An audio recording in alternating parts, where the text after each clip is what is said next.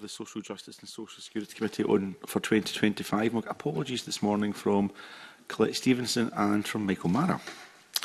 Agenda item 1. Our first item of business is to decide whether to take items 4, 5 and 6 in private today.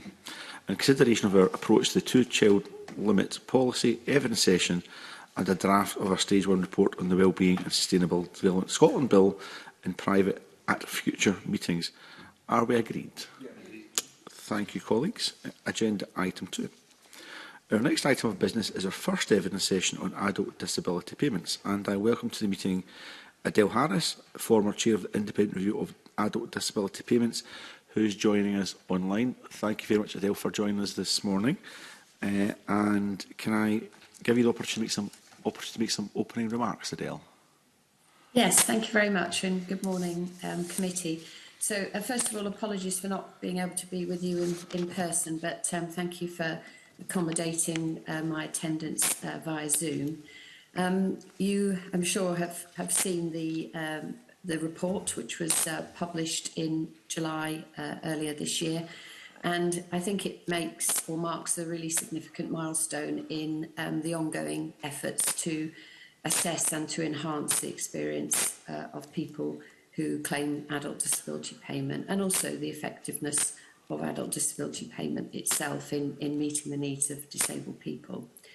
The independence of the review was welcomed throughout all my engagements, and my goal from the outset has been to ensure that the ADP system is fair, transparent and supportive, and empowers those it serves to live with dignity and independence. Since the transition from a reserved system of social security to one that's now led and managed by the Scottish Government, obviously via the agency, I wanted to stress that several welcome and very positive changes are evident when you compare the Scottish system with the PIP process. And therefore, a lot of my recommendations are first and foremost designed to really build on those good foundations. And in addition, they're designed to try and improve the overall client experience and to promote more timely decision making. And I suppose most importantly, and I'm sure we'll come on to questions on this later in the meeting, the final set of recommendations are designed to ensure a modern, outcomes-focused and more realistic approach to determining eligibility. And my last remarks really are just to say that it's worth highlighting at this stage that many people I engaged with gave very positive feedback about adult disability payment and of the interactions that they had with Social Security Scotland. They spoke highly of those staff interactions. They described feeling respected during the process, and they really welcomed the lack of assessments.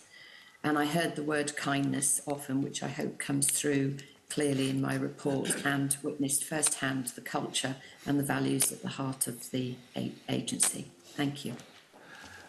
Adele Harris, thank you very much. I think those were really important opening comments to set what should be a scrutiny session in an important context. So thank you for that. We'll move to our first question. Jeremy Balfour.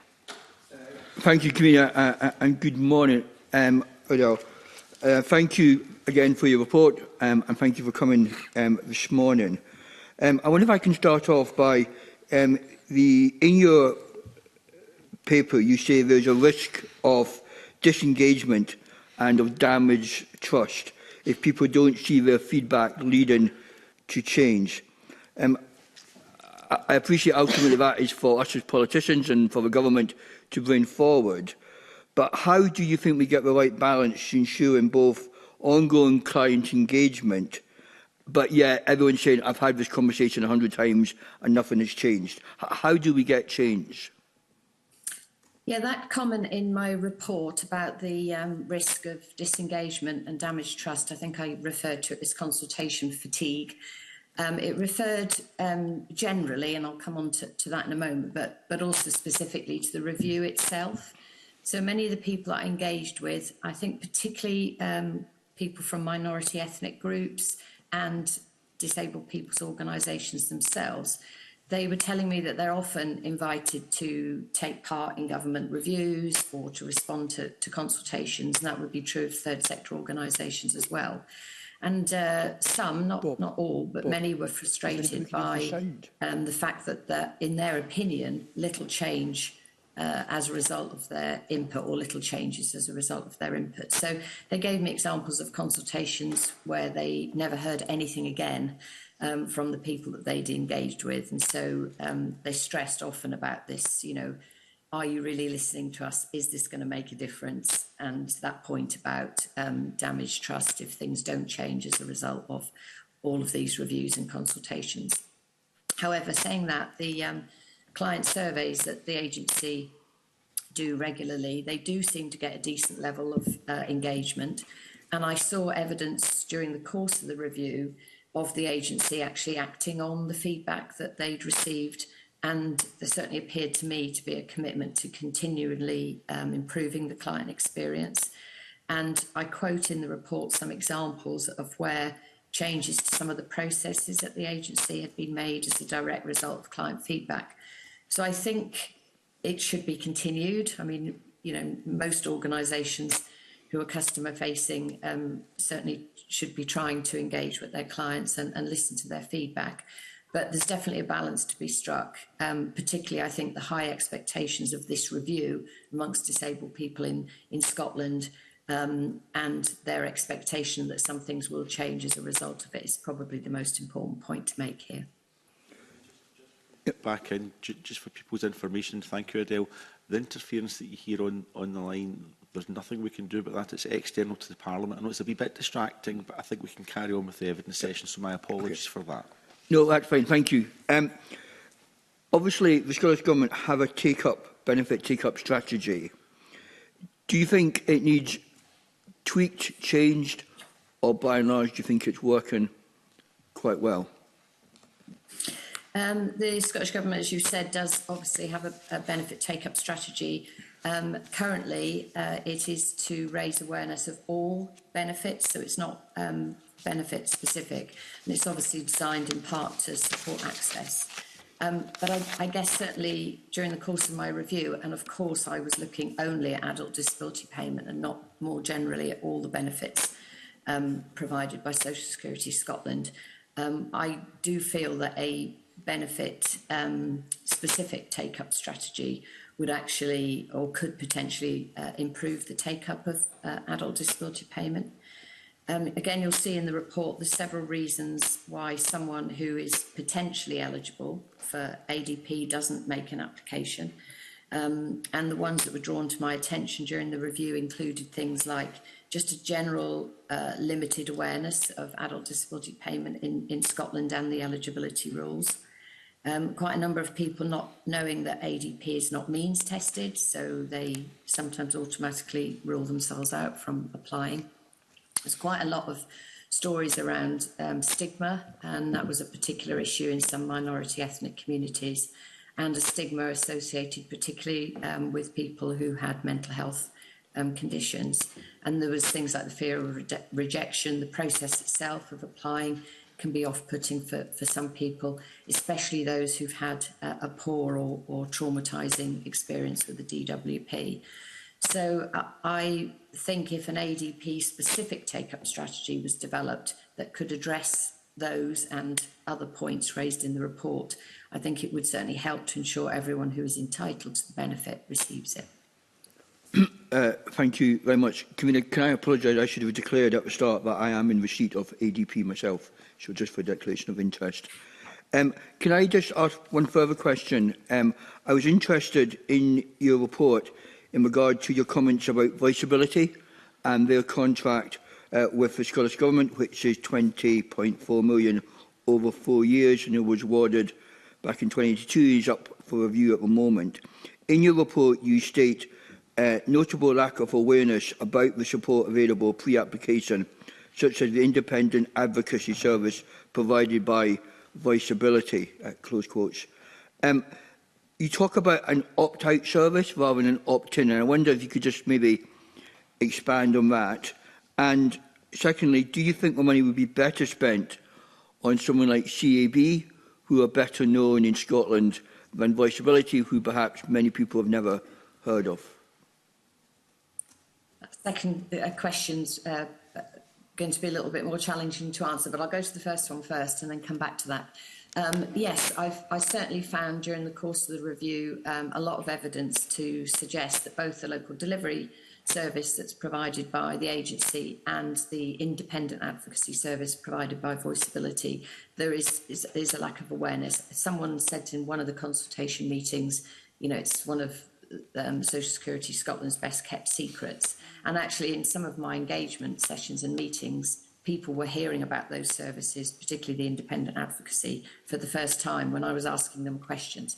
So I would suggest there's definitely an issue there, and I think the agency probably already know this, and the government, that service needs to be more widely promoted. The opt-in rather than opt-out is just, I suppose, it's not a firm recommendation in the report, it's more an observation. But I guess if people were all automatically referred and then they could make the choice, of course, ultimately this is about choice, they could say, no, thank you, I don't need that support. Whereas at the moment, obviously, it's left to them to find out about the service, to understand what it offers and to make a referral and so on. So on the second point, I did pick up some comments from some other third sector organisations in Scotland, so the organisations themselves and their representatives, they felt that the service might be better provided by an organisation in Scotland. Nobody specifically said Citizens Advice Scotland, but they talked about the contract going out with Scotland and maybe there was an issue with people not knowing that brand. But that was coming from organisations themselves who may potentially have wanted to bid for that contract. So I just put that in as a comment. I didn't see any evidence from disabled people themselves or people with long-term health conditions who were using the service of the actual agent, if you like, or the contractor being an issue in the service that they provided. And I shadowed a Voiceability advocate for a day in Aberdeen during the course of the review, and the feedback received from the clients that particular advocate was interacting with was very positive. And I think overall their feedback themselves, their evaluation is very good amongst the people that use the service. But as I say, the main issue I think is that people don't know about it. Thank you. Thank you, Convener. Okay, thank you. Before I pass on to my colleague Carol Mockin, which we'll do shortly, can I just put on the record that the Social Security Independent Advocacy Service will be provided by Advice Direct Scotland, and that's now public information, and we'll hear from Advice Direct Scotland at this committee on the 11th of December, so more opportunities to explore some of that with Advice Direct Scotland. My apologies, Carol. Carol Mockin. Thank you. Good morning. I want to just explore a wee bit some of the points you made around inconsistency. The report describes stakeholder views that ADP decisions can appear inconsistent. In particular, I've had a couple of constituents that have raised issues with timescales for the determinations, sort of the appeals at the first tier tribunals. And just the challenges around that. So when I've been speaking to people, they just wondered about that inconsistent decision making. Did you get much of that in the report? Yeah, this was an area that I spent a lot of time on. As you know, the Charter sets out what an individual can expect in relation to decision making, and it commits to making decisions consistently and obviously aims to get determinations right the first time, and that would cut across all benefits, not just ADP. I asked specifically about the effectiveness of decision making during the course of the review via the online consultation, so there was a question on it particularly, and 35% of the people who responded to the consultation said it was somewhat effective, meaning the decision making, and 25% saying the process is not effective at all. And if you look at the stats, which I'm sure you've seen on the redeterminations and appeals, I think certainly at the time of writing the report, just over 50% of those were allowed or upheld. So I suppose that suggests that not all decisions are being made correctly first time. I'm not sure I'd use the word concern so much. That's probably a little bit strong about the inconsistencies. I think I came to the conclusion that just because of the very nature of the process, despite all the really good training, the guidance that's available to case managers, a very robust quality assurance process, which I witnessed firsthand, I think it's inevitable when you have humans looking at balance of probability, you know, making decisions based on the information in front of them, that at times you will get inconsistency.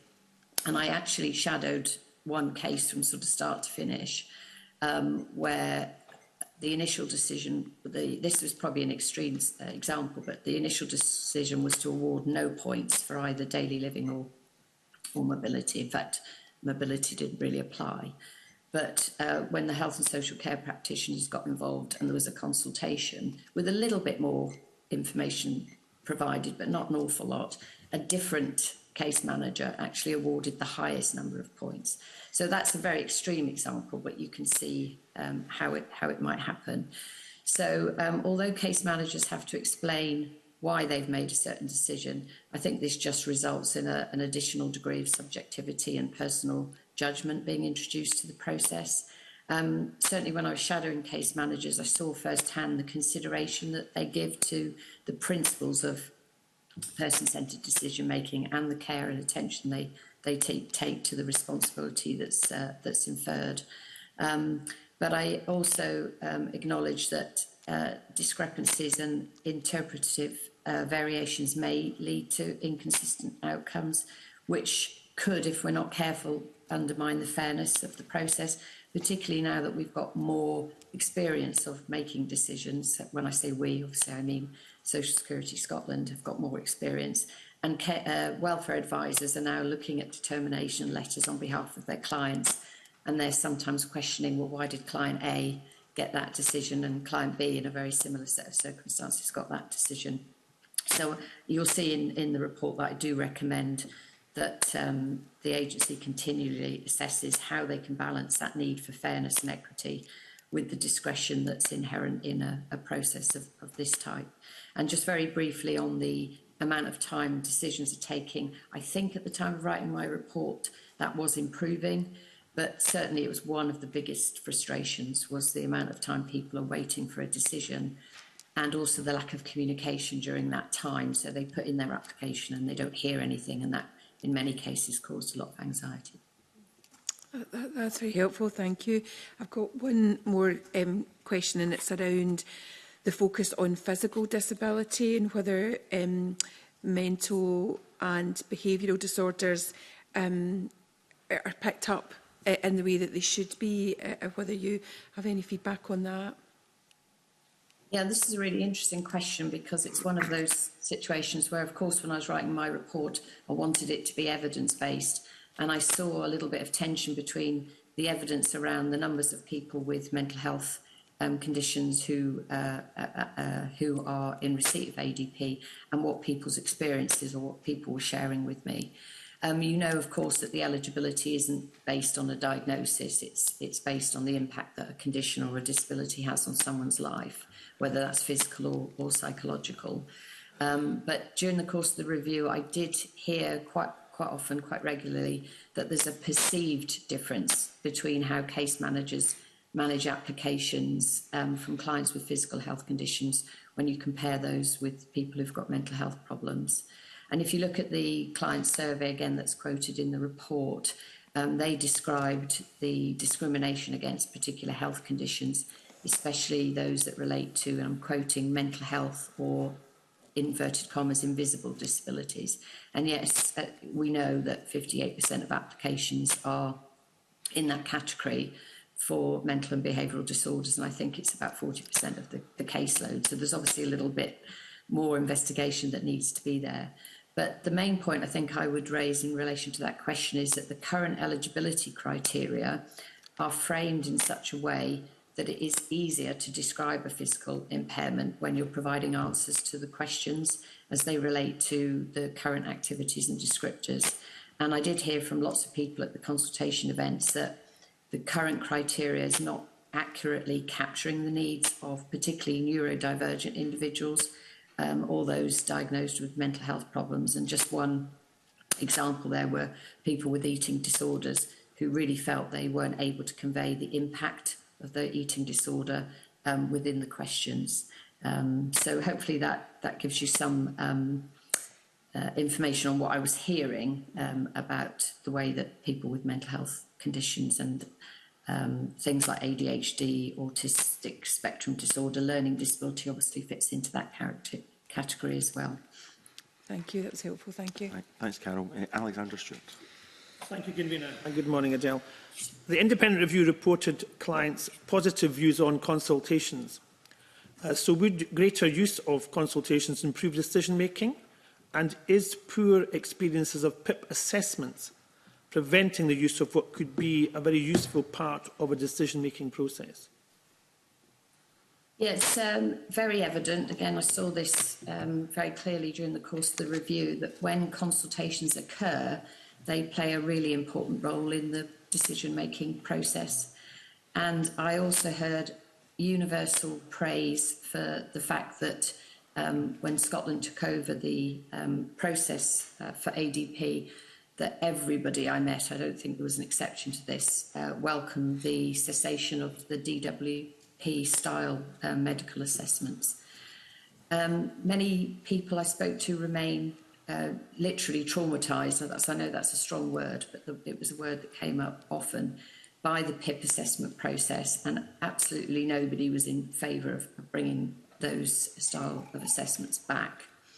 And also everyone I met who'd had a consultation spoke very positively about their engagement and interaction. So I think it's possible that this strength of feeling about the DWP style assessments is preventing the use of more consultations, although I don't have any evidence to back that up, but I think it's very possible and logical kind of conclusion. But interestingly, and again, you'll have seen this in the report, some disabled people told me that they would actually have appreciated the opportunity to speak to a case manager. This came up a lot in the learning disability community in particular. So in some cases, people were saying it was because writing down all the relevant information in an application form was really difficult for them, or they were worried that without being able to share their story, you know, they weren't going to be awarded the sufficient number of points to get an award. And other people thought a consultation might speed up the decision-making process. And some people just felt really strongly that they should be more personally involved when someone is making such a big decision that's going to greatly impact on their lives. Someone did say to me, it's my voice, it's my story, it's my life, and yet I'm not, you know, present in that kind of decision-making process. But as I say, consultations for those who had one, when compared to PIP assessments, came out very well. And I think the main issue isn't the assessment or the consultation per se. I think it's the way in which it's conducted and the principles underpinning the reason for the meeting.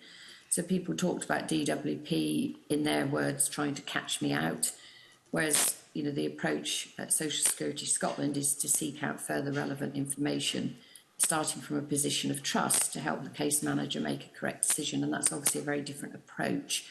So I do wonder if once consultations are embedded and people's experiences of ADP, you know, continue hopefully on this positive trajectory, that maybe more consultations could be used than are currently being used at the moment as part of the decision-making process.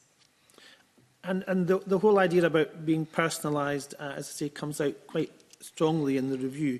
And the review found that people wanted a more personalised and accessible communication from Social Security Scotland. They saw that as an advantage. So how important is that for people, and how can that be achieved? Because as I say, that's a goal, but it's also something that they're attempting to do. Yeah, again, I heard consistently throughout the course of the review that having clear and accessible communication to clients at the outset, preferably with a named point of contact, which I know is difficult to actually do in practice, and we may come back to that. But a lot of people said that would really improve trust and in their view, efficiency. So having a more personalised and accessible route to two-way communication, I think, throughout the process, particularly once an application's in and people are waiting to hear, and in the redetermination process as well, I think it's definitely worthy of consideration. The consultation responses, the online consultation responses during the course of the review also highlighted the importance of accessibility, language preferences that came up often, and a person's preferred method of communication being adhered to. Some people had an experience of where they stated that at the start, this is my preferred method of communication, but it wasn't always followed. And I think a key frustration, and one that in some cases leads to additional anxiety, relates to that lack of proactive communication or progress, as I've said, once an application is submitted. And there's a client survey quoted in the report that shows lower satisfaction rates overall among people who've got specific communication needs. So it's obviously something important, particularly when you think about the client group that we're concerned with here. And if you think about the principles of dignity and respect, some ways I think it could be improved include updating the suite of guidance to ensure that information is always, I stress always, because it is available to some degree already, but it needs to always be available in Braille, in sign language, easy read, other languages, that sort of thing. I think the agency could review its inclusive communication practices to improve them even more. Consider providing a point of contact. As I say, I know giving a named person creates some other challenges, but there might be a different way of doing that. So you don't just have to contact the agency, you've actually got a route to a bit more of a personal connection. And then the final thing would be to highlight and make it more prominent somewhere the option that you can request written translations of letters to ensure the needs of minority communities are better met. Thank you. Thank you, Alexander. Elena Whittam. Thanks, Convener, and good morning, Adele. The final part of your report talks about a better future and gives 18 recommendations about how the service could perhaps be modernised. And the report discusses stakeholder views that ADP should take a more personalised, holistic approach to deciding eligibility. Now, could you explain to us where you see the real positives in that? And could there also be a little bit of concern round about how that could perhaps lead to some subjective decision-making at the same time if we're actually taking that really person-centred approach to assessing eligibility? It's a great question because it was really interesting and quite stark when I got to this stage of the review, how many people again stressed that they wanted a more holistic way of assessing, people's needs, one that took their whole life into account rather than, scoring points against set criteria. And yet at the same time, when I looked at what alternatives there could be to a points-based system, because again, pretty much everyone finds points being awarded quite an undignified way of doing things. When we looked at this in lots of detail and looked at different options that could potentially replace the points-based system, the argument was that we need consistency in decision-making and we need a really clear route to redeterminations and appeals. And that's why I ended up back with some form of points-based system and eligibility criteria, because how would you ever challenge a decision if it was just based on one case manager's assessment of your kind of whole life experience? So it was really interesting. But I think the point I'd like to stress here is that the overall purpose of my recommendations in relation to the review of the eligibility criteria, they're designed to try and achieve certain things. One is to better reflect the modern day experiences of disabled people, better reflect a human rights social model of disability, take into account a person's whole life rather than just looking at very specific activities, to try and reduce multiple assessments taking place, to be more outcomes focused, so less looking at can someone achieve an activity and more what's the impact on their life if they can or they cannot do that activity, and better represent the needs of people living with fluctuating conditions. So if you think about that being the overall purpose of my recommendations, and the fact that no one was in favour of introducing more subjectivity to what is already sometimes perceived as an inconsistent decision-making process. But I don't think it necessarily follows that if the eligibility criteria is reviewed to reflect those purposes that I've outlined above, that more subjectivity necessarily needs to be introduced. It would depend, obviously, and my review didn't go this far, but it would depend on what those new activities and descriptors were and how the points were awarded. There could be, of course, additional costs initially, because designing and potentially co-producing a new system would take a lot of time and resource. But I think once a new system was embedded, the recurring costs wouldn't necessarily increase, and I don't think that level of subjectivity necessarily needs to increase either. It would really be determined by how those new revised, more social model of disability criteria were articulated. That's very helpful. My second question was round about how the report describes that activities and descriptors need to better reflect the modern life that would be grounded in the social model of disability. The current system really is a kind of a deficit-based system of assessment. Could you tell us what do you think has really changed since 2013 that require the activities and descriptors themselves to be changed? Yeah, so if you don't mind, I will answer that directly in just a moment in terms of what I think some of those changes in daily living have been since 2013, and I'll cover those in a moment. But I think in answer to this question, and I was obviously preparing for today and thinking this through, and it's a really important point that I'd like to make. I think this is a real moment in time opportunity in Scotland, and following this review, whether some or all of my recommendations are implemented, obviously that's for others to decide. But there is an expectation, I think, among many disabled people in Scotland that if, as a country, we're really committed to this principle of ADP being an investment in the people of Scotland, and as stated in the Charter and the legislation, we're committed to establishing a world-leading disability payment system that's based on social security being a human right, then I guess my question would be, why would we not want to take this opportunity and not just accept the PIP framework and continue making the experience better for clients, but not fundamentally changing how we make decisions? Then, as I say, why would we not want to do that? But in terms of just daily living, some of the changes I think that certainly were expressed to me, or rather some of the things that are missing currently from the eligibility criteria that do impact on people's daily lives, they're all captured in the modernisation section of the Better Future chapter in the report. But just by way of example, things that are not currently included are sleep, the side effects of taking medication, the use of modern kitchen appliances, the use of apps, which are part of most of our everyday life now, IT literacy, things like household cleaning, making use of your home safely. And then in relation to the mobility component, there's no recognition of where a person lives. Do they have access to public transport? How close are they to shops and other amenities and public toilets, for example?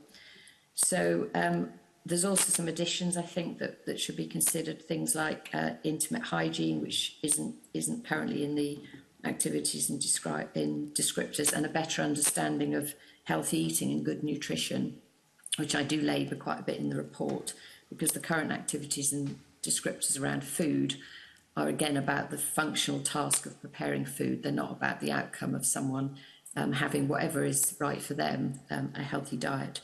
So I think there's lots of improvements that could be made that just bring the eligibility criteria into sort of modern life. But the point I'd most want to stress is, why would we not take this opportunity to review the whole thing and try and get that world-leading human rights approach?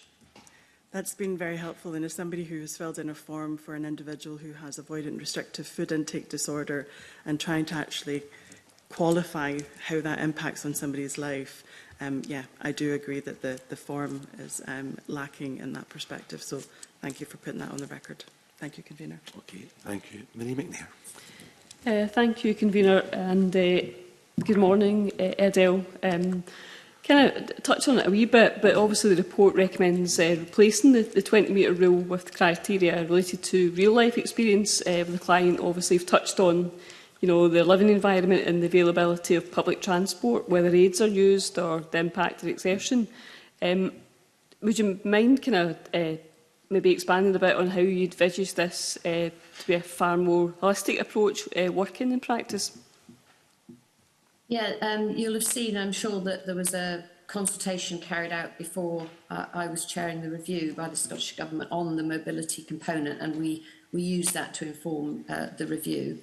And the overall finding from that consultation, which was reinforced in all the conversations I had as well, that the main request from people with mobility problems or challenges was for, again, a more holistic, person-centred and flexible approach to decision making. So they were asking that each application be looked at holistically, including that wider context of their life and circumstance. So not just can I walk 20 metres or whatever. And within the recommendation 56, I do set out some ways. Again, I think if this recommendation was accepted by the Scottish Government, further work would need to be done on it. And I certainly don't have all the answers, but I set out some ways in which the mobility criteria could be changed. And in Annex 1, I provide some examples of how mobility could be assessed using an outcomes-based approach rather than a fixed distance. So one example, which I studied during the course of the review that could be adopted, is the way in which people are currently assessed by a local authority for a blue badge. This includes things like automatic entitlement if you're visually impaired, a fast track for people with motor neurone disease, and eligibility criteria that includes things like ease of accessing goods and services, negotiating the types of pavements and roads that you need to do in your daily life. So I think there are some good examples both in this country, across the UK, and indeed in other countries that we could adopt, which would feel, I think, to disabled people themselves a fairer and more holistic way of determining mobility needs than the current system. And that's most important, absolutely. How could it be efficiently be assessed with a value for money hat on? Obviously, the witnesses that are coming later will expect us to ask that, but I'm sure. Well, I guess, and I've been asked this question a few times since I've done the review about the value for money, and I think it depends on your interpretation of, I don't mean yours personally, one's interpretation of value for money.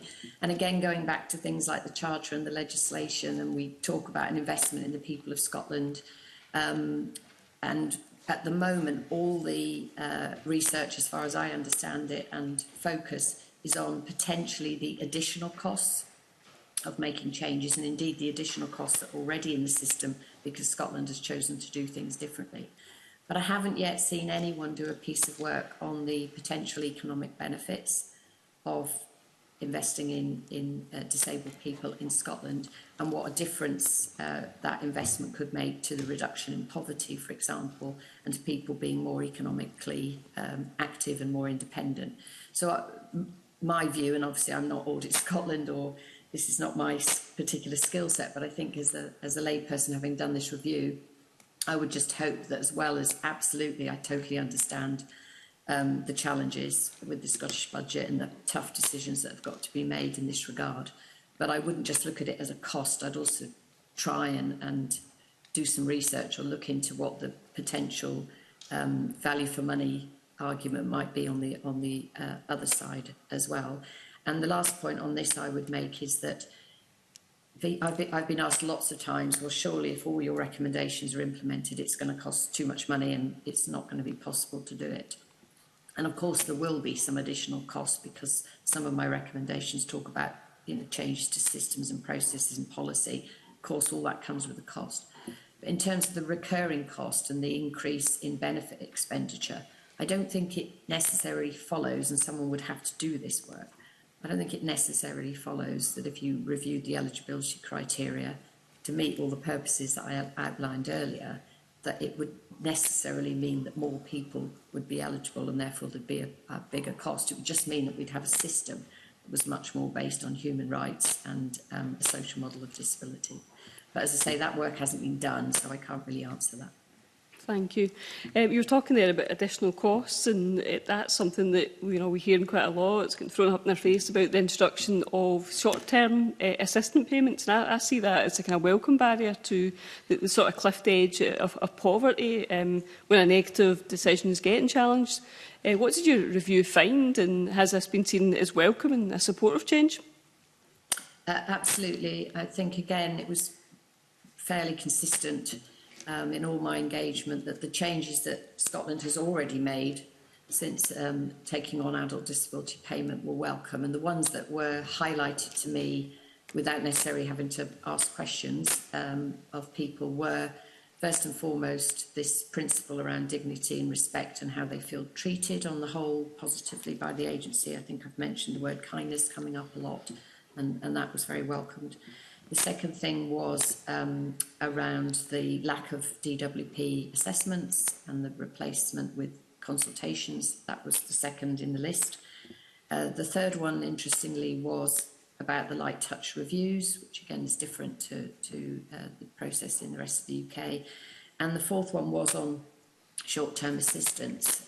So, I mean, I'm not trying to put them in an order of importance as such, but I think in terms of people's sort of everyday interactions with the ADP process, short-term assistance was mentioned as a very positive thing, but I guess it wouldn't have necessarily impacted on everybody that I was speaking to. But no, very positively received by disabled people themselves, by third sector organisations and welfare advisors who were supporting clients, and they had lots of examples to give me of what a huge difference that made to individual people's lives when they were going through that redetermination. Thank you. I'm really glad it's making a difference. Can I have one final question, just obviously about the TIMS review? Just as long as it's very quick, course, yeah. So obviously the TIMS review are obviously reviewing PIP. Are you going to be asked to make a contribution to that, or have you not been asked yet? No, I have already. So I met with Sir Stephen Timms and his predecessor in that role during the course of the review, and obviously his team and senior civil servants, I think probably 3 or 4 times in total. And when my report was published, obviously after it had been presented to the Scottish Government, a copy was sent to Sir Stephen Timms and the wider UK Government. And I have met with him since the publication of the review. He's explained, what his task is in relation to the PIP review, and asked for, I probably shouldn't put words in his mouth and say he was asking me for advice, but he was very interested in the way that I'd gone about the review and asked me to share what some of those methodologies that were important to disabled people were, I assume with an interest in maybe adopting those. And the team have been in touch since they appointed their 2 co-chairs, and I've got meetings, or I'm hoping to arrange meetings with them. So it's positive in terms of the engagement. I wouldn't say there's extensive levels of engagement, but they do seem to be interested in the findings of the ADP review, and one hopes, particularly around the eligibility criteria, that they're considering some of our findings alongside their own. Adele, that was very helpful. Many thanks. Thanks, Marie. And it's a really good line of questioning. We're always under time constraints on Thursday morning, so I'm sorry about that. I want to sneak in hopefully a brief question from myself, Adele, then Mr Balfour. I know you want back in as well. I was really interested in Elena Whittam was raising the issue about how we get a more personalised, holistic approach for assessments that was in the report, Adele, and Carol Mockin was talking about the inconsistencies in decisions also. The tension between both those things, doing one might exacerbate the other. So I apologise for a really bad comparison, but I've sat in job interview panels and it's points-based systems, and you look at competencies and you do a total at the end. But the person that gets the job isn't always the person that gets the highest points total, because you look at things in the round. So you look at the points total, that's how you get to your short lead. You take a step back and you look at the overall package that person brings to the post. So I'm sorry for that dreadful comparison, but we've almost got a cliff edge system. So the report says, despite all its failings, we have to stick with our points-based system. That's really important for certainty. But should there be a degree of discretion when an assessor takes a step back and goes, this person's 1 point short of qualifying for this, but if we was to look at holistically at this individual, they should probably qualify. Is there a way of mixing the point system with that more holistic approach? Is there a way forward in relation to that? Yeah, I think there is, and to some degree, obviously I'm not here to represent Social Security Scotland, but to some degree I saw effort to take that kind of approach. So there's a lot of training for case managers. There's a lot of guidance on, you know, how you make decisions. There's a robust quality assurance process that I've already mentioned, but also there is that, you know, human element where someone's looking at all the information that they have available, the answers to the questions on the form, the supporting information they might have. If they have a consultation, they obviously get the opportunity to ask further questions. But I think one thing that's different about Scotland to the rest of the UK is the role of the health and social care practitioners. And again, I shadowed some actual cases going through that process. And so I think if a case manager gets to a position where they have that sense that you've just described, then they would be expected to, and I think they do routinely, involve a health and social care practitioner to help them to make the right decision. So I think to some degree it's already sort of baked into the system. But obviously if you introduce a much more kind of holistic assessment, then you'd have to make sure that you had the processes to quality assure, I guess, people's decision making in that context. But I still believe that you can have a more holistic way of assessing people's needs and apply some form of measurement to it. I do think that's possible. It would depend very much on how the new eligibility criteria was designed.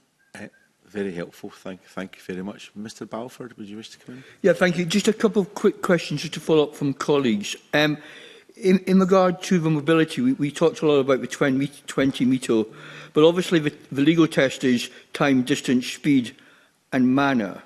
And I'm just wondering, did those other criteria come up when you were talking, or does everybody just focus on the 20 metre rule? The focus undeniably was on that. I think I call it arbitrary in the report, that kind of, you know, can you walk 20 metres or however many metres, obviously, depending on your mobility. So I think probably there's a legacy of the change. If you go back to the disability living allowance, which I'm sure you're familiar with, when it was changed from 50 to 20, there's definitely a legacy there of people being fixated on the actual distance. But I would say as well, and hopefully this comes through in the report, that a lot of people talked about the impact of them walking a certain distance. So they may be able to walk more than 20 metres, and therefore they would, you know, tick that box in answer to that question. But they didn't feel that things like fatigue, breathlessness, the fact that someone might, you know, exert themselves and walk a certain distance and then be in bed for the next 3 days, those sorts of things they didn't feel were taken into account. Now, you could argue, and I think the Social Security Scotland team would say that's where the reliability criteria comes in, but it didn't feel for a lot of people that it was being consistently applied. So I think a move away from a distance, and again, I'm using the word holistic, and a more look at, you know, where does someone live? What's access to public transport? Do they have local shops they can get to? What aids have they got to help them?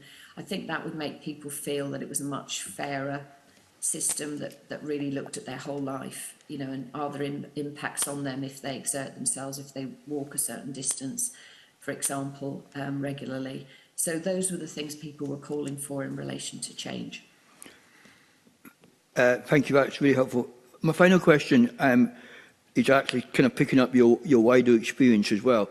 I mean, if we were to implement some of the recommendations in your report, we would see a divergence from the PIP regulations and how, and you know, particularly around the points-based system. I suppose one of the concerns is that people rely on ADP to then get them other UK benefits.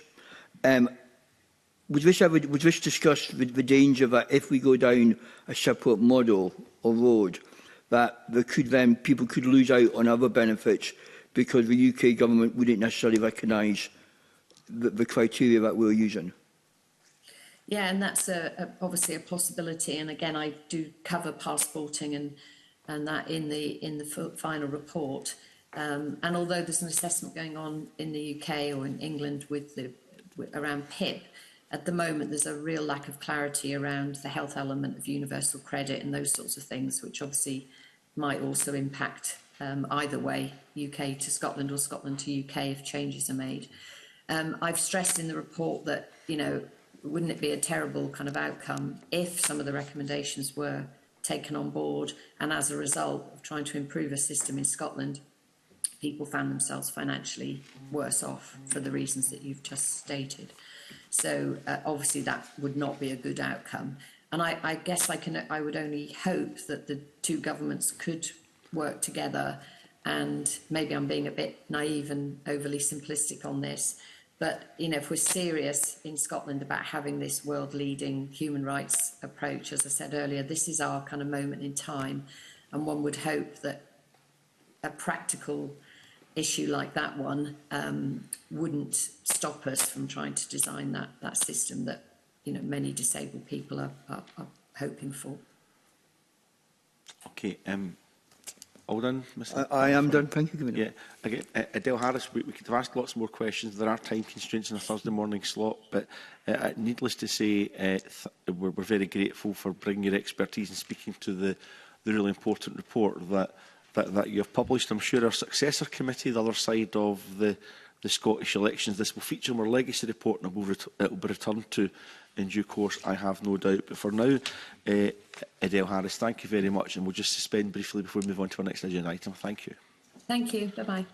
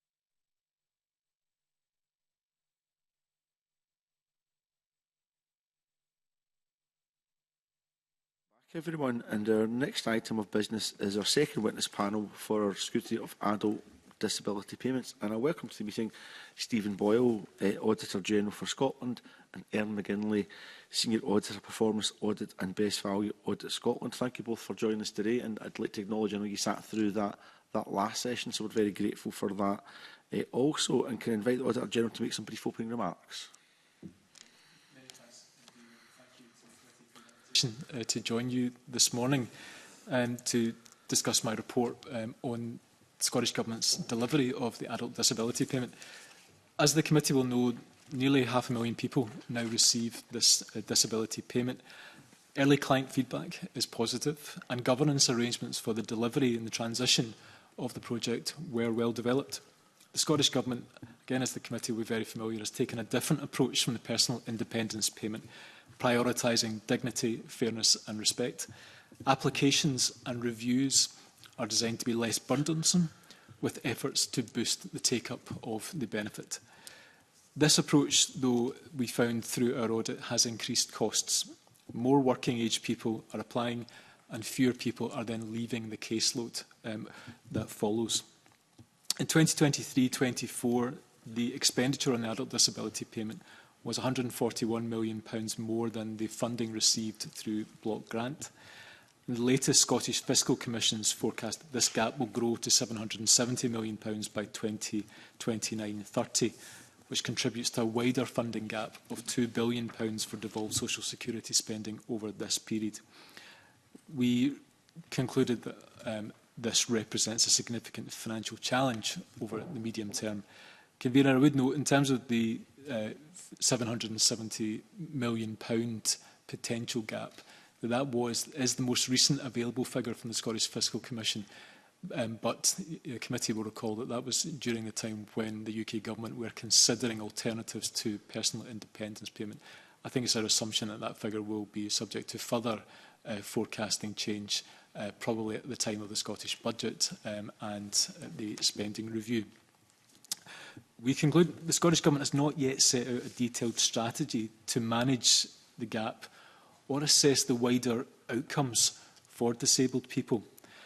Performance data remains largely focused on client experiences of the system and hasn't broadened out to wider and potentially more complex assessments of value for money.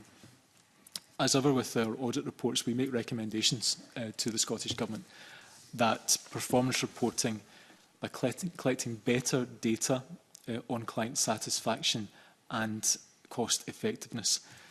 And lastly, we conclude that it should publish a disability strategy in 2026, showing how the adult disability payment is working alongside other measures to support disabled people.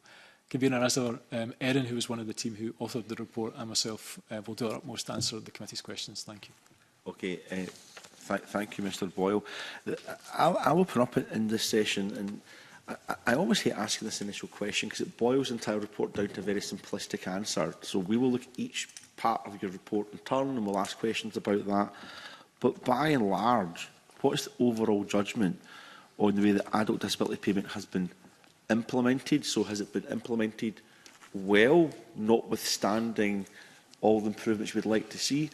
Or has it been implemented in the way that you think is left a lot to be desired? What's the message we'd leave with? There's an apology for boiling it down to that kind of core message, but how would you comment on that? No, not at all. It's a very, very appropriate and reasonable question, actually. And I think what we try and do with much of our work is to make it accessible, to a wider range of audiences. I think it's a positive story, actually. When you see that there was as I mentioned in my opening remarks, the implementation was a well-managed process. This isn't the only report that we've produced on the application of devolved benefits in Scotland. I think both my predecessor and I have produced 3-4 reports now on how the process has gone, but specifically for the adult disability payment. And the numbers aren't small, in terms of the transfer of people from personal independence payment onto adult disability. We noted governance arrangements were strong, there was a coordinated process, real clarity of ethos in terms of dignity, fairness and respect. That it was, and much of it referenced in Adele Harris' report and evidence, that it was co-designed with disabled people. That said, Convener, I think it will be interesting what happens next in terms of once the programme closes. And our report touches on aspects of this, that it has cost more than was originally intended, but it doesn't detract, I think, from the overall key message that this was a well-run project that was implemented with complexity, and it will be important to see what then comes next in terms of beyond satisfaction levels into some of the broader analysis to come. Okay, well, I'm glad I asked that question because it sets in context the scrutiny we're now about to undertake in relation to adult disability payment. I think this committee's looked at in the past Social Security Scotland, so we know that there's quite a detailed measurement framework that Social Security Scotland already has to measure how it's performing against the Charter. We know that the agency also publishes quality and performance framework measures to report against all of that. But I also appreciate that one of the key recommendations that Audit Scotland thinks that additional performance measurements are required. Could you say a little bit more about what's required and why, if you like, the current framework doesn't pick that up? Yeah, I'm happy to do that, Convener. Actually, I'll start and maybe bring Erin in a moment or two to say a bit more detail about some of the the data basis. So we looked at this our report, and I think the intention, of course, was to look at the financial aspects of the implementation of the benefit, but then going broader, as we do in our performance audits, to start to look at what's the evaluation approach. How does, not just for auditors like ourselves to make a judgment about value for money, but how do the accountable officers, how does the agency satisfy itself? How does the Scottish Government and ministers satisfy themselves that the performance that's being measured connects to wider outcomes? And I'm happy to come back to aspects at that point, Convener. But I think if I can characterise, before passing to Erin to come into some of the detail, is that we thought that many of the indicators, the measures, were on what the experience that people got of the process for adult disability payment. And again, I'm sure the committee will know that the Charter of Social Security Scotland does include value for money as one of the measures of it, but that felt less well developed. Indeed, it was kind of difficult for both the agency and for government, and by extension ourselves, to form a judgment as to whether or not value for money was intrinsic at this.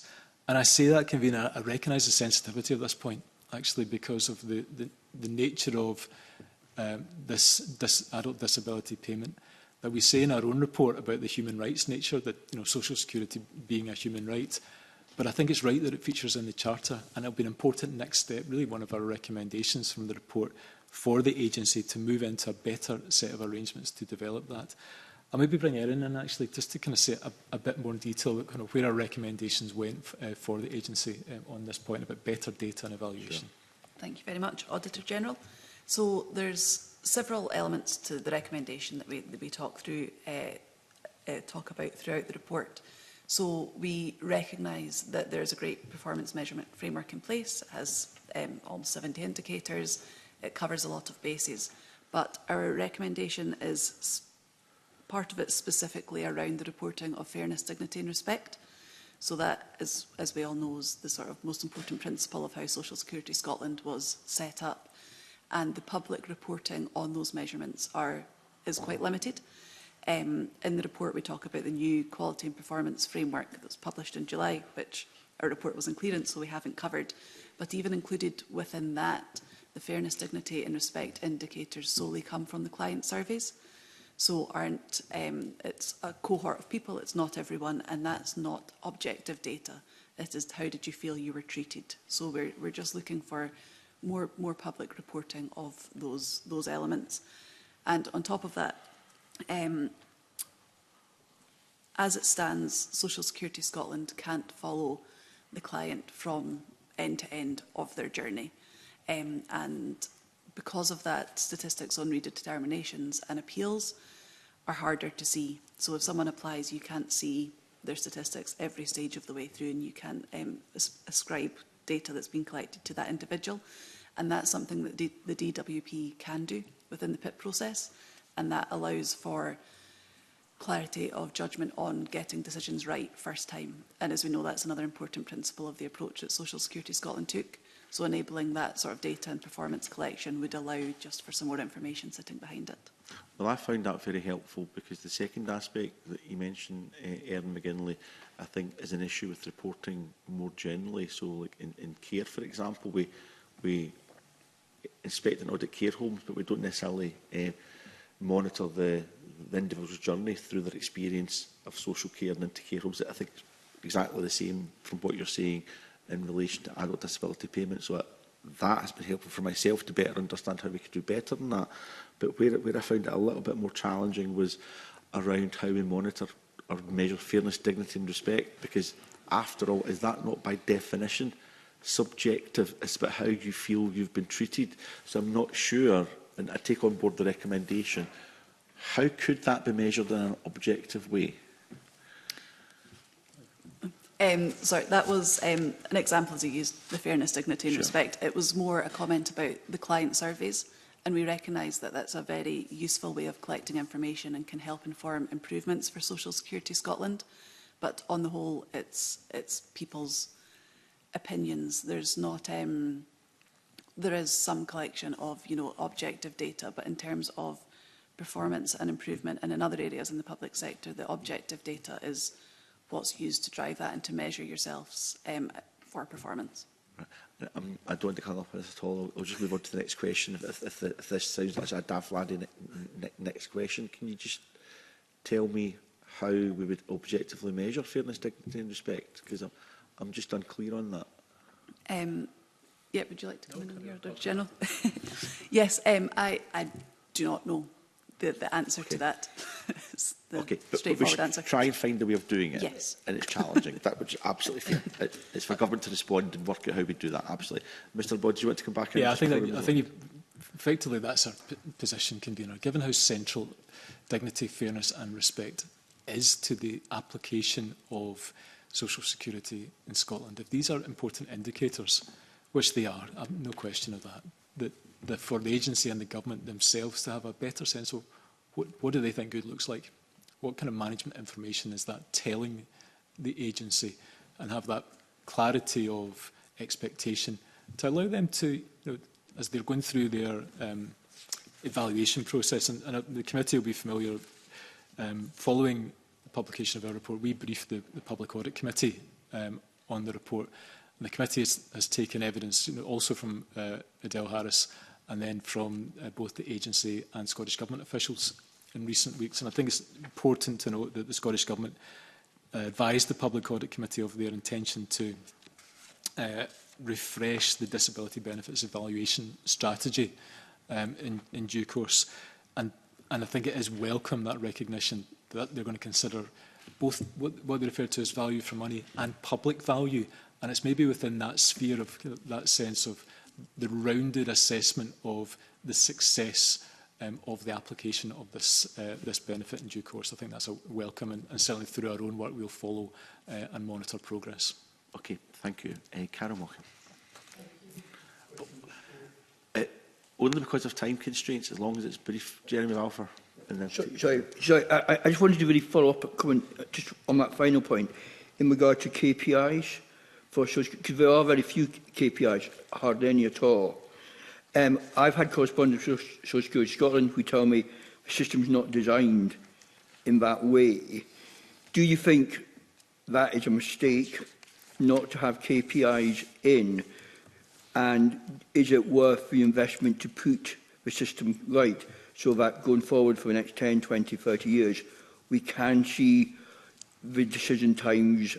Because at the moment we have no idea how long it takes, as we heard, and there's no accountability, as far as I can see, as to whether Social Security Scotland are meeting any targets at all. Jeremy Balfour, is that the end-to-end process? Yeah. Okay. So I think, if I can borrow some of Adele Harris's language, I think there's an important balance to be struck here. Because, you know, so much of our work, for example, if I can diverge briefly, you know, we look at the NHS, for example, and we know in the NHS there are many, many KPIs, which don't always tell us about whether the health of the people of Scotland. And yet, having very few KPIs is also maybe suboptimal too. So I think there's an important balance to get into.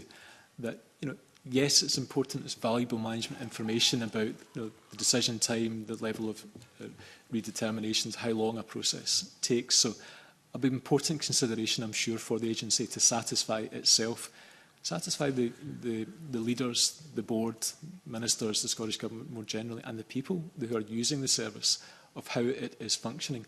There's not inconsiderable amounts of public money being invested in the agency and the process. And I think it's important for the agency to satisfy itself that it can do both things. It can deliver a person-centred human rights approach, but it can also have the right balance of rigour around how management information and performance is being undertaken too.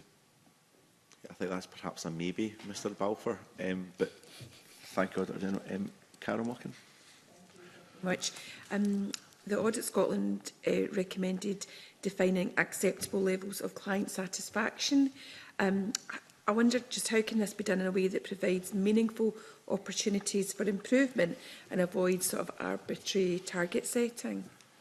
Again, it's balance, isn't it? Actually, good morning. I think what we see at the moment is that we're not clear whether the Scottish Government expects the survey results from the adult disability payment to show a differential from the DWP satisfaction scores. And for the agency also, not yet that level of clarity of what's defined acceptable and which parts of the system are working for their clients. Perhaps by way of example, new applications have a lower success rate, satisfaction level and success rate than case transfers. But we don't know whether the Scottish Government expects new applicants to have a lower satisfaction rating.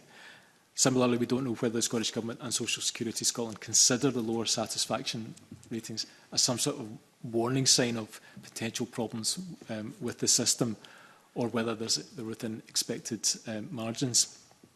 And generally, where we got to is broadly that means it's difficult to see whether the government and the agency are analysing potential problems or not.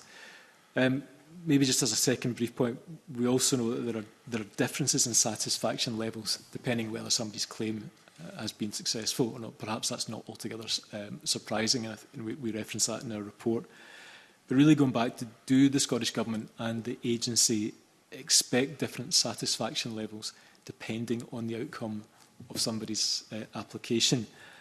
And then if so, I think it's perhaps too tempting to say it's arbitrary. I think we recognise that the initial application of satisfaction levels may or may not be right, but it's perhaps an iterative process that needs to be gone through in the first process and then kept under review. But given how central this is to whether a system is operating, we think it's an important step for the agency to take, and hence why it kind of features so prominently in our recommendations. Okay, that's lovely. Thank you. Thanks. Thank you. Minnie McNair. Convener, and good morning. The report discussed the need for better understanding of the cost of how ADP differs from PIP, such as different approaches to reviews. And during our pre-budget consideration, the Scottish Government told the committee that assigning costs to individual administrative processes such as reviews would essentially be arbitrary. Do you agree with that? So I think I take a broadly different view from the Scottish Government on that. We note in our report that the process for PIP is different from DWP, and indeed, the committee heard much of that in the evidence session with Adele Harris this morning, and indeed your previous scrutiny in this area. But the application and review processes are different from DWP, and that they're different also, we think, is leading to a different application of the cost of the processes of DWP from PIP to adult disability payment. I think, whilst we see the Scottish Government's answer, I think we also welcome the fact that they are, over the summer, the Committee on Will publish the Fiscal Sustainability Delivery Plan, which commits the government to looking at this more closely. So I think that's what I think is an important recognition, just to have a better understanding about why those bits are costing more, and then what the benefit is thereafter. So I think there's work to be done in this that would kind of really give a better insight into why that process is different and what the benefits that are accruing from it. Thank you. Sorry, Erin, do you want to come in? Yes, if I could hop in there. I think it relates back to something that Adele Harris was talking about with the awareness of voiceability in the local delivery partners. So the reason we call for a deeper understanding of the costs of the different elements of the approach to delivering benefits in Scotland is to understand that added value. So we know the voiceability contract's £20 million, but the feedback that she received was that people weren't fully aware. So we need to be able to establish the costs to understand if that's the right place to target the spending to assist people in getting through the process and improving outcomes. Thank you. I did notice as well in your report you were saying that the Scottish Government don't have a clear strategy in terms of any UK decisions. It's been pretty hard really recently. Take the two-child policy, for example. Obviously, initially, Labour MPs weren't allowed to to vote for it, obviously get suspended and stuff like that, and then obviously, you know, now they're scrapping it. It is kind of hard one for the Scottish Government to, you know, put a clear strategy in when things change so much. I mean, can I push back on that one? Do you know what I mean? So I guess first of all, recognise the complexity. I think even just, you know, as a note in my kind of opening statement, that, you know, there was some pushback, even in the evidence session that the Public Audit Committee took from the Scottish Government and Social Security Scotland officials. And if I, you know, to share with the committee, I think, you know, through our clearance process of the report, through the fact checking, that the £770 million figure of the difference in forecasts was based at that particular time, and we know it's going to change. But the expectation is that there will be a gap of some description to be managed. The complexity of, you know, the change in approach that the Scottish Government is taking from that of the DWP leads to, in our view, better understanding of the cost base. You know, I guess we touched on in terms of the review and the application process. But inherent with this is just really financial planning. Sensitivity analysis is a core part of how the Scottish Government manages its, and they are complex budget arrangements, you know, with the fiscal framework with the UK Government. We produced a report this time last year, not on social security, but really as part of a kind of programme of work we've been doing on fiscal sustainability. And we've welcomed, no question, the regular reporting of a medium-term financial strategy over the course of the summer, touched on the fiscal sustainability delivery plan. But one of the points we made in the report last year was for the Scottish Government to have a better understanding of its budget, about where it can flex its budget if it needs to, and then that broader suite of programmes over the next 3 to 5 years, especially given that this is a demand-led budget, what decisions, what it might take if decisions were placed upon it, to avoid, I think, what we've seen maybe over, you know, a couple of times over the past few years of emergency budgets to deliver financial balance as the Scottish Government requires to. So I think it was really that sense of, ultimately, if I could distill that down to scenario planning, to afford the Scottish Government and the agency an approach that could deploy at short notice, depending on where the forecasts are landing. Yeah, it certainly is a hard one, obviously, with the, you know, the PIP changing, and then now it's a review. So, see that the 720 forecast, does that take into consideration that, you know, other funding will come across? Obviously, like the industrial injuries disablement benefit, you know, the changes to EIA, obviously, you know, is that considered as well? Yeah, I mean, there are so many variables at the moment. I think there's we draw from the work of the Scottish Fiscal Commission that will, you know, regularly update the forecast based on the information that the Scottish Government will provide them at the various fiscal events over the course of the year. I think one of the key recommendations we note is how will the Scottish Government intend to manage these variables, so, you know, the process of new benefits or different approaches, and to set that out as part of the budget setting and the spending review, and then through to the medium-term financial plan. Affords not just transparency, which, you know, we talk a lot about in terms of managing of public finances, but we think it will help decision-making too. Actually, really to give the better opportunity, and then perhaps into, you know, better outcomes in due course through the divergence in different approaches. Thank you. I could ask a lot more questions, but I think the convener will be on the case. I thought it was a very important line of questioning. Marie McNair, so I would afford a wee bit more. You don't have to, but a little bit more time if you want to ask another. Because I was going to sneak in with a supplementary, which is why I want to give you that opportunity. I'm not sure if what I take from that exchange, Stephen Boyle, is that the Scottish Government should have a contingency fund or reserve that they can draw on to take account of the vagaries of UK Government decisions that they might block grant adjustments, and if so, what that should look like. Does that, that's almost like an open question, yeah.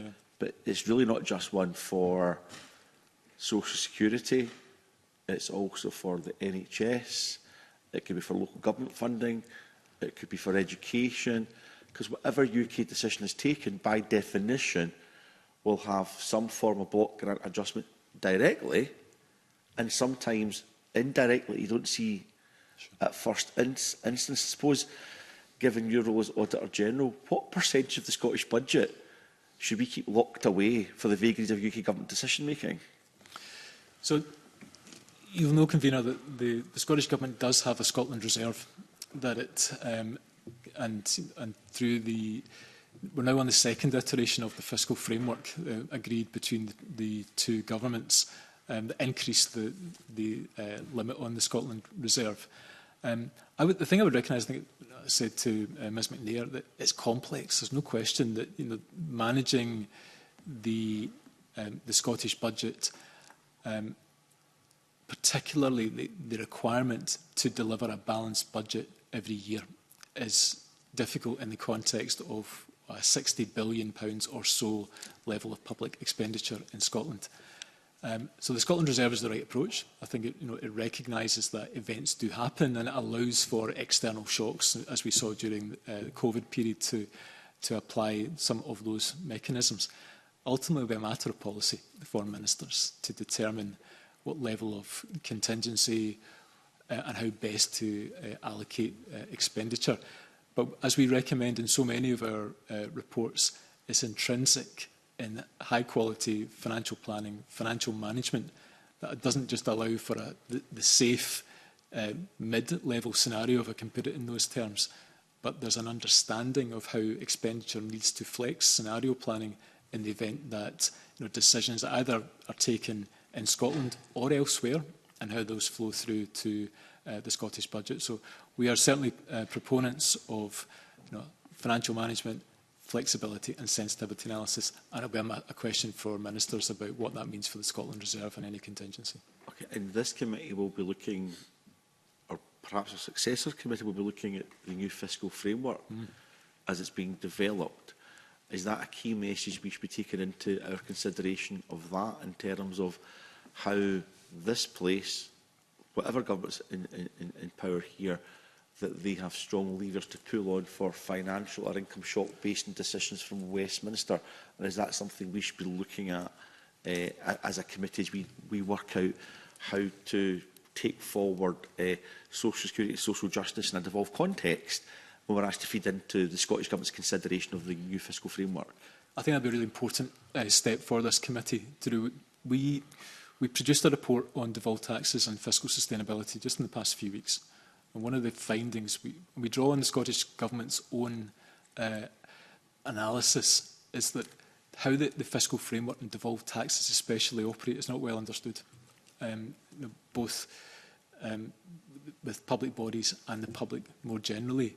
We think that there's a real need for a stronger understanding, and sometimes it's too easy, Convener, for, say, as I've said myself a couple of times already this morning, it's complicated, but it really matters. And I think that especially as there's a divergence in approach between the Scottish Government as it relates to devolved benefits and social security from other parts of the UK, that's understood not just in whether these are delivering as intended, but what the wider financial implications, and as you rightly point out, what that means in terms of the application of the fiscal framework. So I think that would be a very welcome step for either this committee or your successors.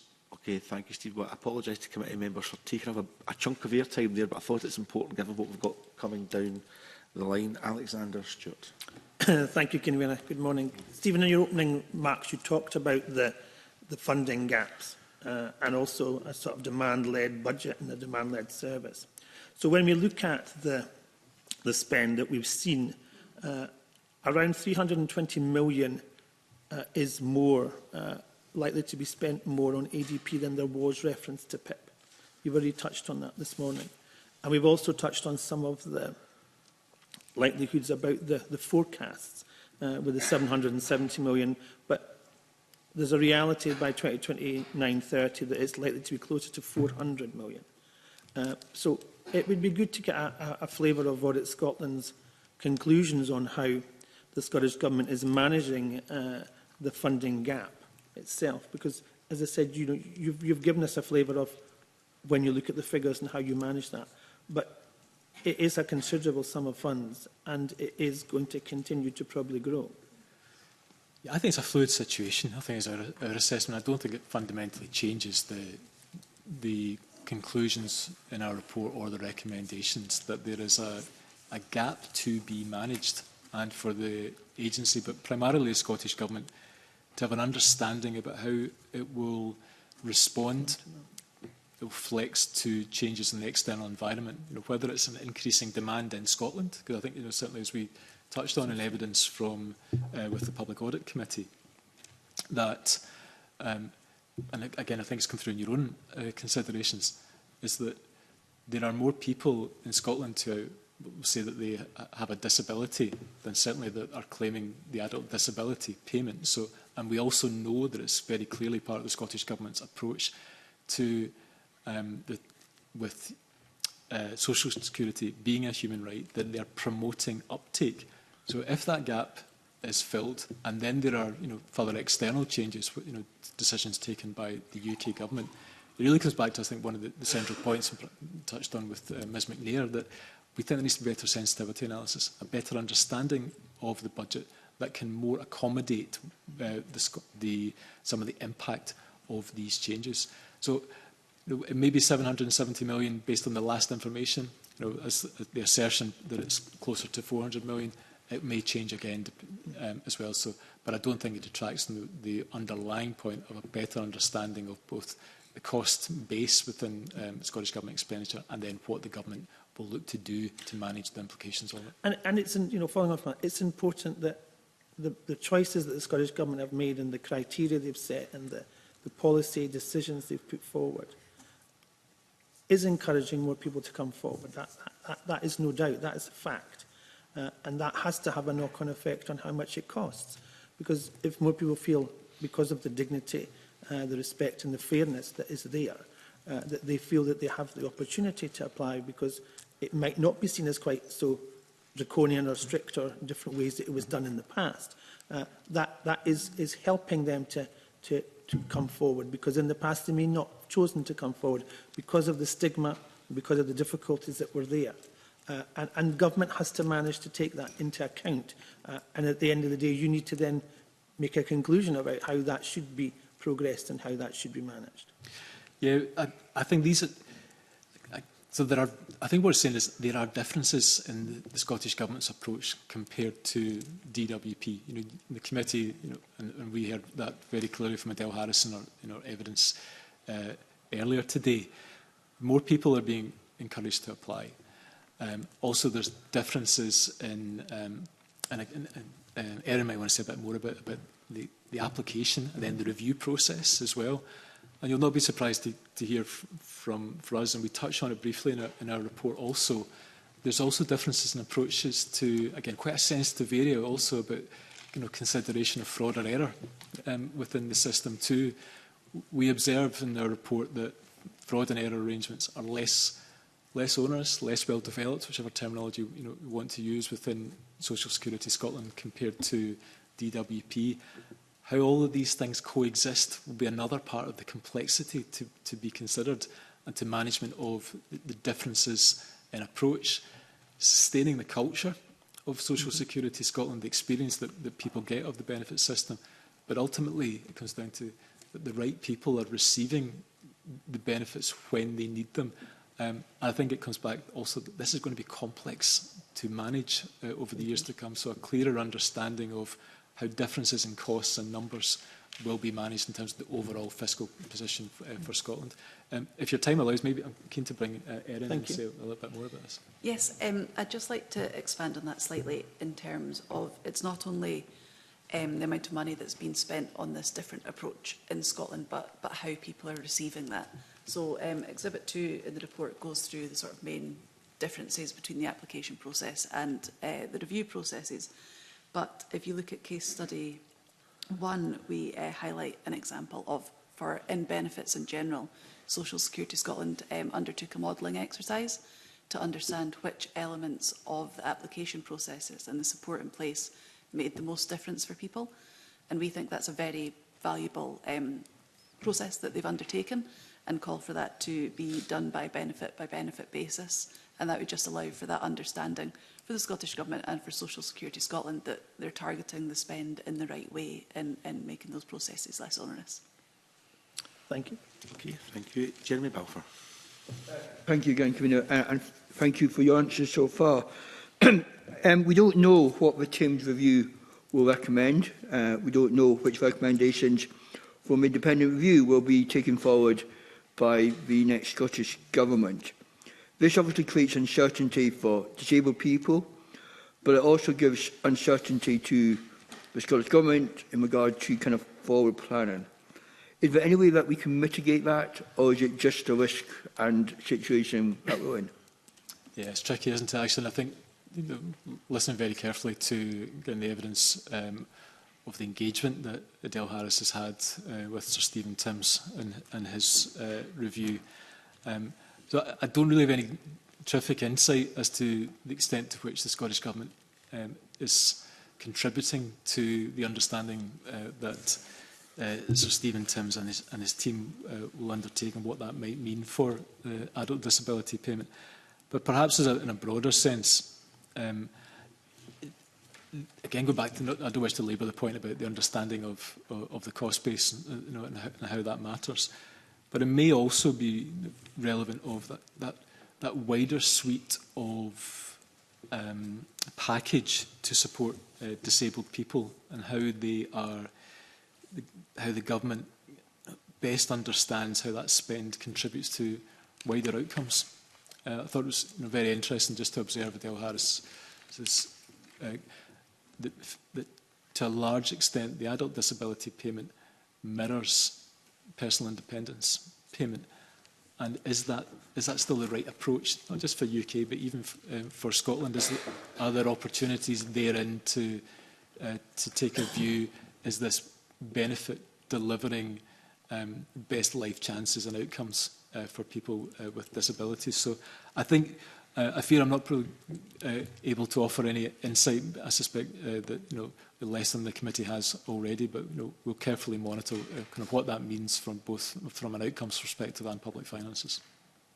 I mean, clearly the hardest thing for politicians is to take things away from people. Once you've got it, it's very hard to take it away. In regard to your report and information around that, have you looked at all at the issue of, because obviously ADP, as we heard in the field, is not means tested, there's no income, and it was deliberately set up that way, its predecessors before that. Is that something that you've looked at, whether to target it more on those in need rather than making it universal benefit? We haven't done any work on that yet. Certainly it's something we'll consider where we go next.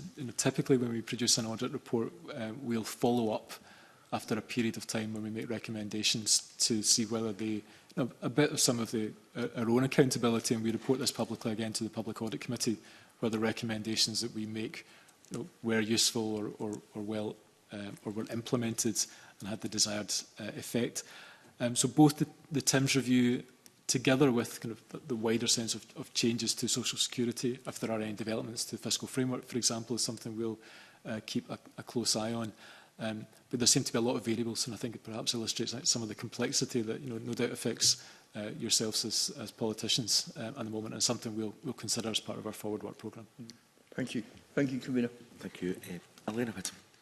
Convener, and this line of questioning is actually just leading into the questions that I had, and that's around about the wider outcomes, and thinking about the fact that your report states that there's a bit of a fragmented situation when we're thinking about policies that impact on disabled people. And notwithstanding the fact that the Scottish Government did publish a disability equality plan just in the summer there, I'm wondering, what would be a practical impact if we did have a less fragmented policy approach to supporting disabled people, and how might this affect decision making when it comes to social security policy, given that it's not a means-tested benefit, as Mr Balfour was just speaking about, and it is about people addressing the disability premium that they're having to cover in their day-to-day existence. Yeah, I think this is the fundamental next step, isn't it? Of as I mentioned to the convener's first question, this was a successful project. It was, it was implemented as intended, so that the benefit was rolled out. 500,000 people more, 700,000 or so projected to receive it by the end of the decade. But I think we stepped back somewhat from that in the report towards the end to say, and what next? What is the connection between some of those wider outcomes for people with disabilities? And of course, these are decisions for the Scottish Government to weigh up the cost-benefit, almost as it were, between a benefit that's targeted or otherwise. And there is differences already in some of the devolved benefits. So Scottish Child Payment clearly is an example of a more targeted benefit compared to adult disability payment. For us, it's something we'll look closely, for any further evolution of that. And maybe the point I would just draw on is as I touched on, I think to be informed by evidence, so the connection to health outcomes, employability, opportunities too. And then it takes us to an extent, but not driven by what that means. Where best values being achieved from the application of this benefit, the opportunity cost to other parts of public spending. Because achievement for better outcomes for people with disabilities won't just be achieved from the adult disability payment. How is that connected with other parts of public spending? So no question it would be for government and policymakers to drive that, but we'll always be keen to see the evaluation to be sit alongside that, how implementation will work to kind of take an informed view in the years to come. I mean, something that we did here as well in terms of the scrutiny we undertook as part of our pre-budget scrutiny was that stakeholders were saying that even at a local health and social care partnership level or a local authority level, it was not always transparent how spend or decisions were made and how that would impact on disabled communities. Now, I'm wondering, your report states that the Scottish Government, and indeed I think others, should consider an equalities-based budgeting approach, and actually have that, mainstreamed as part of what happens. Could you expand on how you think such an approach might actually change social security spending in itself in the longer term? Yeah, I'm very happy to say one or two. Actually, again, Erin might want to come in a bit of detail. We should look closely at this as part of the compilation of the report. I mean, at a high level, essentially, qualities-based budgeting calls for resources to be spent, in the most effective, efficient way, so that people can exercise their rights. And it goes back to my answer to your earlier question. And as part of that consideration, is adult disability payment part of that wider suite of supports, public expenditure for supporting people with disabilities? There needs to be more analysis done on it. That it's not just a case of outputs. And I think that it would be wrong to characterise the project like that so far. But, it's delivered as intended. It's producing people. The caseload has been transferred. That's been successful. But what next?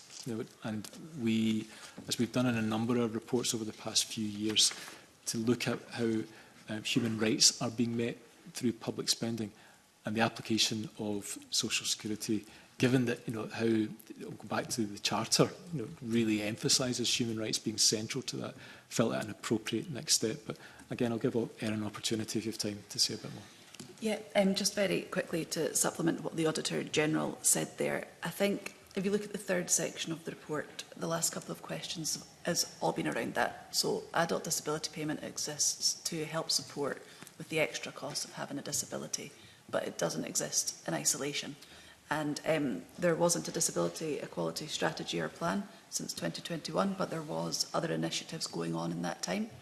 And what we're calling for is, just to borrow Adele Harris's word, a holistic approach to supporting people with disabilities in Scotland, and the sort of recognition that ADP isn't going to do everything, and neither is supporting housing costs. It needs to be considered in the round to target spending effectively to make the difference to people's lives and improve those wider outcomes, whether that be employability or getting people out of poverty.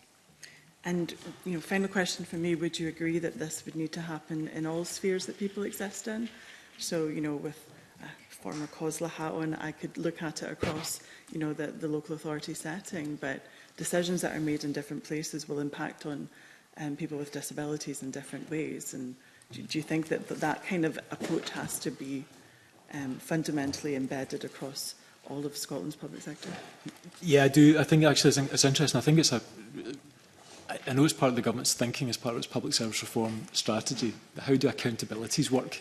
I guess what we're clear in Audit Scotland is that audit should not be a barrier to any of this, that there needs to be that sense of how public spending is delivering those wider outcomes. And there's a risk, I think, as we see, is that public spending is too often focused on what one organisation is doing with the money that's allocated to it. But people consume public services in a much broader way than that. And many of the initiatives that we've tried as a country to produce that more holistic approach, whether it's community planning partnerships or integrated joint boards, have always felt that they haven't realised the ambition that was set for them. So that doesn't mean we shouldn't stop trying.